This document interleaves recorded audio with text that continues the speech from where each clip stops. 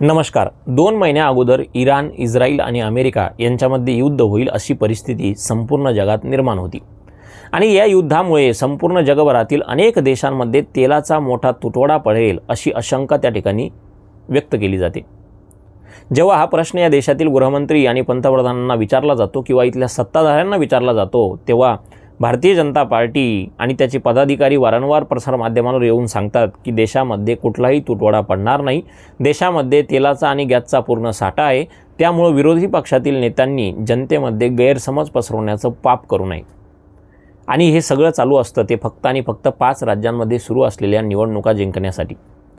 त्यानंतर 5 राज्यांमधल्या निवडणुका होतात, मतदान होतं, निकाल लागतो आणि त्यानंतर या देशातील पंतप्रधान आदरणीय नरेंद्रजी मोदी एका भाषणामध्ये या संबंध देशाला आवाहन करतात की आता लोकांनी तेलाचा वापर जपून करावा, आता लोकांनी जास्त घराच्या बाहेर पडू नये, पेट्रोल आणि डिझेलचा वापर जपून करावा, पुढील 1 वर्षासाठी या देशातील लोकांनी सोनं खरेदी करू नये.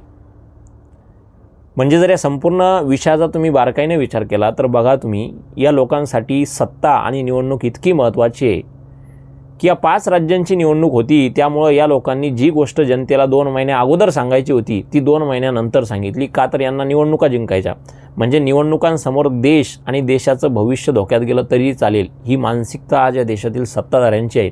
ही सगळ्यात मोठी वास्तविकता आहे. त्यापेक्षाही महत्त्वाची गोष्ट, ज्या नरेंद्र मोदींनी संपूर्ण देशाला पेट्रोल आणि डिझेल वाचवण्याचं आवाहन केलं, त्यानंतर हे महाशय स्वतः वडोदरा आणि त्या ठिकाणी गुजरातमधील अजून जामनगर अशा 2-3 ठिकाणी स्वतःची हजारो गाड्या घेऊन रॅली करतात. यांच्या रॅलीमध्ये लाखो लोक येतात. आता ते लोक येण्या जाण्यासाठी किती पेट्रोल डिझेल लागला असेल हा विचार तुम्हीच करा. ते म्हणतात ना, संत तुकाराम महाराजांचं एक वाक्य आहे की जगा सांगे ब्रह्माज्ञान स्वतः कोरडे पाषाण. जनतेला आवाहन करायचं पण स्वतः कुठल्याही गोष्टीत काटकसर करायची नाही. एक चांगला नेता, एक चांगला लीडर तो असतो जो कुठल्याही गोष्टीची सुरुवात स्वतः करतो आणि नंतर जनतेला आवाहन करतो. इथं असं आहे की देशावर संकट आलं तर जनता त्याबद्दल विचार करेल, पण देशात काही चांगलं घडलं तर चौकात पंतप्रधान नरेंद्र मोदींचा फोटो लागेल. आणि ही आजची राजकारणाची पातळी या देशामध्ये आहे. हे या देशाचं दुर्दैव आहे. आता पंतप्रधान नरेंद्र मोदींनी अत्यंत सोप्या भाषेत सांगितलं की 1 वर्ष सोनं खरेदी करू नका. आता तुम्ही विचार करा, जो सोन्याचा जो काही व्यवसाय आहे त्या व्यवसायाच्या निगडीत या देशामध्ये जवळजवळ 20 ते 30 लाख लोक काम करत असतात.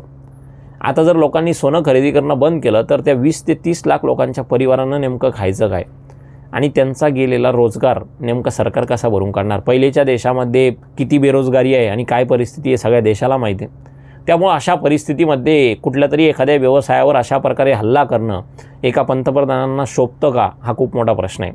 मागच्या 2 दिवसात लाखो करोडो रुपयाने या देशातील शेअर मार्केट, स्टॉक मार्केट खाली गेले.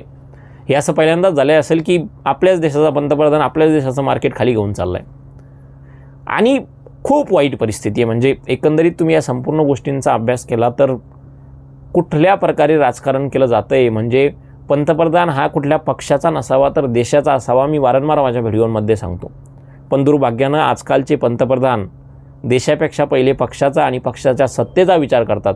म्हणजे या लोकांचं ठरलं आहे की साम दाम दंडभेद सगळं काही बाजूला ठेवायचं, फक्त या देशामध्ये सत्ता मिळवायची. आज अनेक लोकांना वाटत असेल की मी BJPच्या विरोधात बोलतोय, पण ही वास्तविक परिस्थिती आहे. देशामध्ये ज्या प्रकारचं आर्थिक संकट निर्माण होण्याचे संकेत पंतप्रधान नरेंद्र मोदींनी दिले, हे संकेत खरोखर त्या ठिकाणी 2 महिन्या अगोदर द्यायला पाहिजे होते जेव्हा युद्ध सुरू झालं होतं.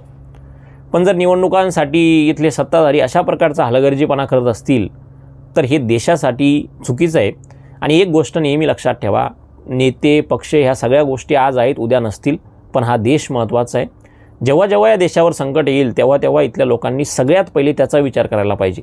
पण आज तो दुर्दैवानं केला जात नाही आणि म्हणून त्या विषयांवर बोलावं लागतंय. बाकीच्या व्यवसायांचंही तसंच आहे. जसं तेलाच्या बाबतीतही तसंच होईल. लोकांनी खरेदी कमी केली तर त्या क्षेत्रात काम करणाऱ्या लोकांवर उद्या बेरोजगारीची वेळ येईल. ते बेरोजगार झाले तर तेवढे संपूर्ण परिवार बेरोजगार होतील आणि देशाची परिस्थिती अजून बिकट होत जाईल. हा संपूर्ण खेळ आहे. आणि त्यामुळं ज्या प्रकारे येथील सत्ताधाऱ्यांनी निवडणुका जिंकण्यासाठी इतका मोठा मुद्दा जनतेपासून लपून ठेवला, याबद्दल एक जबाबदार नागरिक म्हणून तुम्हाला काय वाटतं मला कमेंटमध्ये नक्की सांगा. कारण आज या विषयावर आपण सगळ्यांनी बोलणं खूप गरजेचं आहे. कारण डोळ्यावर काळ्या रंगाची पट्टी बांधून तुम्ही जितके दिवस शांत राहाल तितकं या देशाचं नुकसान होईल. ही गोष्ट नाकारता येत नाही. जर तुम्हाला आजही डोळ्यावर काळी पट्टी बांधून जे काही चाललं आहे ते योग्य चाललं आहे असं वाटत असेल तर थोडं इंटरनेटवर जा, थोडा डेटा बघा की देशामध्ये सध्या परिस्थिती काय आहे, देशाचं जे काही GDP आहे, जी काही आर्थिक अर्थव्यवस्था आहे ती कशा प्रकारे खाली चालली वर चालली, थोडी आकडेवारी बघा. ती आकडेवारी बघितल्यावर तुमचे डोळे उघडतील. देशामध्ये सध्या त्या ठिकाणी पत्रकारांची परिस्थिती काय आहे, देशामध्ये सध्या अर्थव्यवस्थेची परिस्थिती काय आहे, देशातील अनेक राज्यांमध्ये काय घडतं आहे. खरं तर ज्या प्रकारे महाराष्ट्र बिहारमध्ये लोकांना पैसे वाटून निवडणुका जिंकल्या गेल्या त्याबद्दल थोडं बघा. आज बिहारमध्ये मार्च महिन्याचा पगार सरकारी कर्मचाऱ्यांचा अजूनपर्यंत झालेला नाही आणि ही खरी आकडेवारी आहे. कारण यांनी निवडणुकांमध्ये महिलांना 10,000 10,000 रुपये वाटून मतदान विकत घेतलं. आज सरकारच्या खजिन्यामध्ये पैसे नाही. महाराष्ट्र सरकारची तीच परिस्थिती आहे. लाडकी बहीण योजनेच्या खाली 1,500 रुपये महिलांना वाटले गेले. आता सरकारच्या खजान्यामध्ये पैसे नाही. तिकडून सुप्रीम कोर्ट सरकारला म्हणते की ती योजना बंद करा. परिस्थिती अत्यंत वाईट आहे, म्हणजे खरंच वाईट आहे. आणि त्यामुळं या संपूर्ण विषयावर जे काही तुमचं मत असेल मला कमेंटमध्ये नक्की सांगा. आणि असेच महत्त्वाचे व्हिडिओ पाहण्यासाठी चॅनलला सबस्क्राईब करायला विसरू नका. परत भेटूयात, तोपर्यंत खूप खूप धन्यवाद.